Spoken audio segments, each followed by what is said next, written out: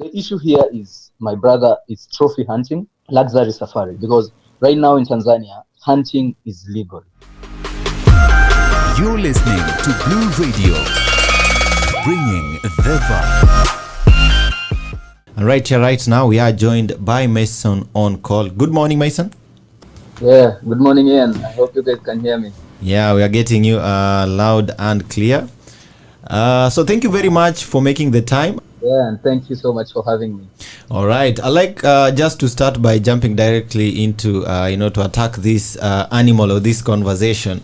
The area in contention in Tanzania, is marked as a UNESCO World Heritage, and there's a lot that we don't understand. Could you start by breaking down for us, what this issue is and why, it's bringing all this unrest in the region? Yeah, in a nutshell, I'd say you've mentioned that the area, which is Ngorongoro, is around the Ngorongoro crater and has been marked as a World Heritage Site. This issue didn't begin yesterday or this year. It has been ongoing. When an area is marked as a UNESCO World Heritage Site, which Ngorongoro received status in 1979, the government of Tanzania has been, making laws over time since that time to move people out of that area, because it's a place that is, in the Serengeti ecosystem. That is, it crosses over to Kenya, to the Mara ecosystem. The other side, it's the Serengeti ecosystem. So it's a place that is teeming with wildlife. It's, a dream wildlife place. So the government of Tanzania, and I don't know if you know this, but their land tenure system is different from the one we have in Kenya. Their land is not privatized. All land is enshrined under the government, under their constitution. Mm-hmm. So over time, it has been going on. The evictions have been going on because those people don't have, legal ownership of that land in the form of title deeds or anything, because the land is owned by government, but they have that ancestral ownership of land because they were born and raised there. So that is the issue. Mm-hmm. And Mason, is it a case of peaceful evictions or forceful evictions? Because on one side the government is saying we have informed the people, and the people on the other side are saying we haven't been informed of this ongoing evictions. Is it peaceful or is it forceful? Bro, I don't think there is anything like peaceful evictions. Forceful evictions. They've been forced out of their ancestral land. No one will term it as peaceful, because mm-hmm. First of all, the Tanzanian government is the first thing they did was try to convince people, try to bait them into moving by giving them other things. But the lifestyle of the Maasai is different from other people. Their life is conservative, where we keep livestock, we live in a free place. We just want to live with our livestock and living besides other natural things. So the government has been trying to take this land, and what they do is they pick maybe some leaders and give them positions or something. That is a fact. Mm-hmm. So trying to move them. But when it came to the people now in the grassroots, you don't bribe people who live their life the way they want to live. So they had to force them. So they have, right now, you mentioned that they have elections, which is local elections in November. Yes. And next year they have the presidential elections. So what they are doing right now is they are denying those areas access to social services, a social re-engineering system that was used in South Africa, the apartheid system, that has been used in the US over time against the blacks, or black Americans. They take away the system. They don't give you education. They don't give you health, so that they can force you to move, so that you have to move long distances to go and get health, to go get education. So that is what they are doing right now. What they have done over the last couple of weeks is they deregistered mm-hmm. the election areas of those particular areas that they want people to move out of. So these are social re-engineering systems that are being used to force them out. Mm-hmm. Yeah. And I was researching, and the government is saying, the Tanzanian government, when it undertook this eviction process, it says, according to it, the official statement is that they are trying to find illegals, in those particular regions. They are saying some Kenyans, have moved to Tanzania and are now occupying those lands. And the reason why, they were doing the evictions is to get non-Tanzanians out of that region. But this is a case where you cannot weed out and say this is Tanzanian, this is Kenyan. So in these particular situations, how are people handling these confrontations with the government? It's a very, very peculiar system. Just like I told you, it's an entire social re-engineering system. Okay. Even the fact that they have denied Maasai people identification for over a couple of years now. People are not being identified. Our party national IDs, the Tanzania. So this gives the government an excuse to call them Kenyans. Right now, Mimi, I live across the border. I'm Kenyan, but the people who live across there are also family, and the Maasais are extended, and sometimes you find a family lives in Kenya and they also have the other part of the family living in Tanzania. So the Tanzanian government denies them, which is also part of the bigger theory, denies them identification. They have been doing that over time so that things like this can happen, so that they can come and claim that these are Kenyans who are coming over from across the border. So we need to push them out because they are immigrants. But that is not the truth. Those are Tanzanians, and it's just a system by the government. So si pia unajua that serikali na uongo kitu moja. Yeah, very true. Also the government on its defense, is saying that the population of the Maa people in Tanzania is constantly, on the rise. And they have also attributed to the fact that human-animal confrontation or conflicts are on the rise. And so these, are the reasons that they want the Maa people to move to other regions. They're also saying that these areas, contain huge chunks of wildlife. And we know Tanzania depends on tourism as a huge, investment or part of the economy.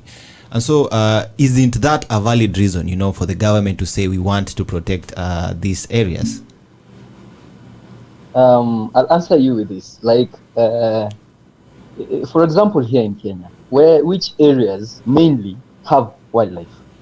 I'll answer you by saying that most areas that have wildlife are the Maasai areas, places where these Maasai people live. It's because, first of all, as a rule of thumb, the Maasai do not eat game meat, they don't hunt.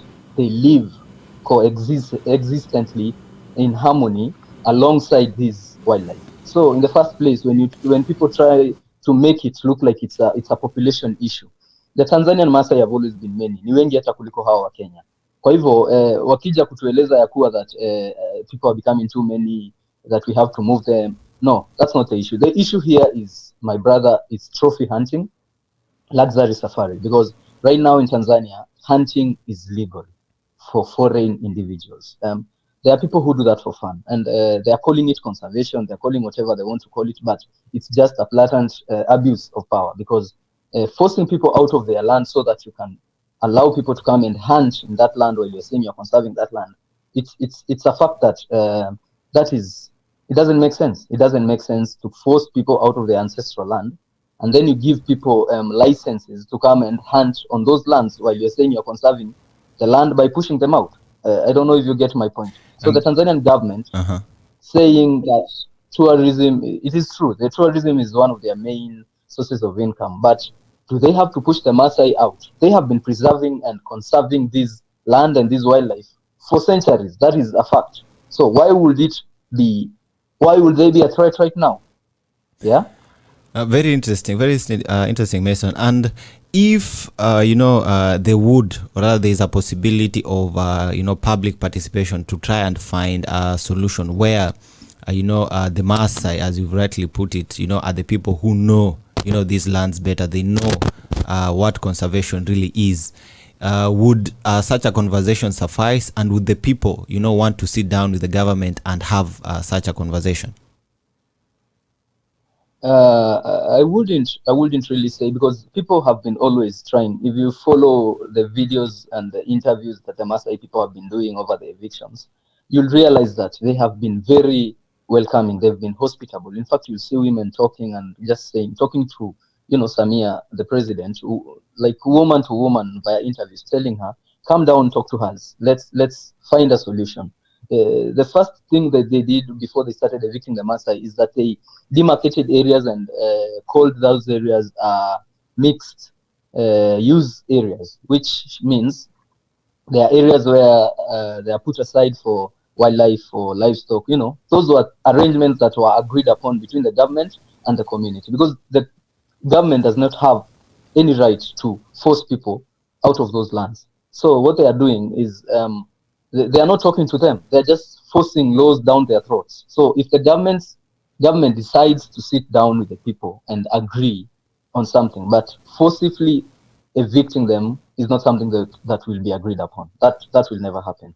They have either to agree to have those mixed use areas where maybe wildlife can be given their corridors or something like that. But forcing them and taking them out of that place and taking them to far off, they're taking them as far as Tanga down in the coast and giving them 2 acres for them and their livestock. It doesn't make sense. It's a total destroyal of a culture, destroyal of a community, because the moment you take them out of that land and take them somewhere else and separate them with their families, what are you doing? You are destroying that system. Yeah. Also following on the story, the government is saying right now that, people are coming forward voluntarily to, register themselves to relocate and take up, pieces of land elsewhere. And, it brings me to the question where, like we started saying, most land or all land in Tanzania is owned by the government. So let's say, I own, let's say 30 acres somewhere deep, in the country. So the government will take, let's say, 5 acres of my land and give it to, somebody who is being relocated. And this is leading to a scenario where, somebody would feel these individuals have come to take something that is rightfully mine. And also, like you've put it, if you relocate now, you are moving again with your livestock and all this. Doesn't this, put people against one another? And, how are people now going to coexist? And is that something, that would affect the country and the relations between people in the region? Exactly. That was what I was saying, that there will be confrontations on both sides. But first of all, I want to debunk that's what the government is saying about people coming forward. No one is coming forward. The only people who are coming forward because they are there are people. It's a divide and conquer system. They come to a village, they look at there are more than maybe 15 families. They look for someone who's ready to talk to the government. They give you good money, they give you a good place, they give you, they offer you things that you can't turn down because we are human. Mm-hmm. And then once you come forward and say that, yeah, mimi nitahama, definitely that is a trigger for other people, because ukiamua kuwa you've been bribed or you've been convinced by the government through by being given, we have even cases of government officials from the Maasai community who've been given very senior positions in government so that they can not talk about the evictions. That is a fact. Those are things that are happening. So the government is playing that role of picking some people and giving them the good in life. Tanzania, the way it is, the way you put it is, land is owned by the government. So when you're given a very good place to move, definitely you'll move. But what about the other people? What about the other part of the community? And then again, picking you from here, taking you to another place, there will be issues wherever you will be taken, because those people also will feel like you are an immigrant. You've been brought from somewhere else. You are, changing their lives by taking their land. Either way, I think, community people and the activists in Tanzania have been calling for new constitution. The entire system where the president has powers vested on her and the people around her is the issue, because right now they don't even care what the people think on the ground, because they know CCM is in power. The government will do whatever they want because the constitution protects them. And if you follow Tanzanian politics, you just realize that the problem is in the authoritarian way in which the constitution is vested. So the problem is bigger than the eviction of the Maasai. All right. Very interesting, Mason. As we conclude, What is the way forward now? Because as we stand, the government and the people are at loggerheads. Families are suffering. People have been separated from their homes, from their culture, from their histories. What is the way forward, to find an amicable solution, for both the people and for the government? I think over the last maybe 2 or 3 days, we've realized that the government is coming to listen. And if you try to follow on maybe on social media platforms, you'll see that the government, because the people protested for 5 days, they did an entire sit down for 5 days on a highway, and the government came down. They listened. Wamerudisha some of the social services that they had taken from Ngorongoro. So I think the way forward is for the government to listen to the people, because we have been doing this since the 20. There were other very violent evictions in 2019 and 2022, and we have been doing as activists a lot of work around enlightening the world about the actual reason why people are being evicted. The actual reason is not conservation; it's trophy hunting and luxury safari and whatever they call it. And what we are trying to do here is to tell people, tell the foreign governments that are, because like the German Zoological Society is one of the biggest funders of the Ngorongoro ecosystem. We are trying to convince them that it's not right what they are doing. It's a new modern way of colonialism that we cannot agree to. The only way forward is for the government of Tanzania to come down, listen to the people, find a thorough or a very clear way in which people can coexist like they have always done with the wildlife, even if they have to give out, because right now there's an entire animal reserve that they have cut out of Ngorongoro called Pololeti, where the Arabs run, because I think that is research you really need to do over, so that you can know how evil this thing is. So we need the government to listen to the Maasai people, because you can't force people out of their ancestral land. Just like any other African community, if you take people out of the land that they have known, especially the Maasai who still live on those lands, you are destroying everything. Like that tourism sector of Tanzania doesn't exist without the Maasai people. That is a fact. So the only way forward is to listen to the people. That is the only way forward. All right. And when the Maasai take to the streets to protest, they're exercising, of course, their legal rights. When you talk about fighting for these lands, and as you've put it, this is history. This is culture. It is by extension who the Maasai are, because these regions define the people. What else, what other means, are the Maasai people going to use so that, they fight for these lands? Are they going to take up arms, or is it only going to be legal means and only legal channels to, fight for the land? I don't think our options are very many, and the Maasai people are very peaceful, if you know what I mean. I mean, right now we are using all legal ways. We've been representatives have been sent to the European Parliament. We have people who have gone to the UN. We have people who are, there's a case in the East African courts. We are using all legal, peaceful mechanisms to ensure that this. We are also using different methods. We are using literature. I have written books. One of my poetry collections has poems based on that. We are writing petitions to other governments, to other indigenous bodies, so that we can have a very. But our options are so many. We are doing everything we can, but nothing is not possible when it comes to your life, when it comes to your land, when it comes to your cultural, the attachment you have to the place where you're born, where your parents are born. So I think we have so many options, and the Maasai can do anything they have to do to protect and preserve that land. Yeah. All right. Thank you very much, Mason. As we conclude, what message would you like to leave our listeners with, and everyone that is stumbling upon this conversation for the first time? I just want to leave them with a message. I don't remember the entire quote, but there's this quote by a German priest called Father Niemola. It talks about when they came for the Jews, Yeah, I didn't speak because I wasn't a Jew when they came for, I know most of you have seen that quote.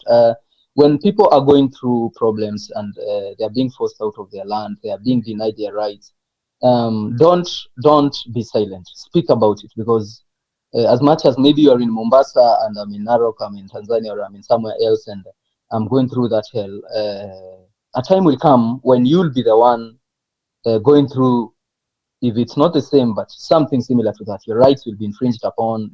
Something from you will be taken by force, and you'll need people to speak about it. You need people to speak out, because it's the most human thing you can do. So, what I'd tell your listeners and everyone else who's tuned in is, never be silent in the face of injustice. Speak about injustices.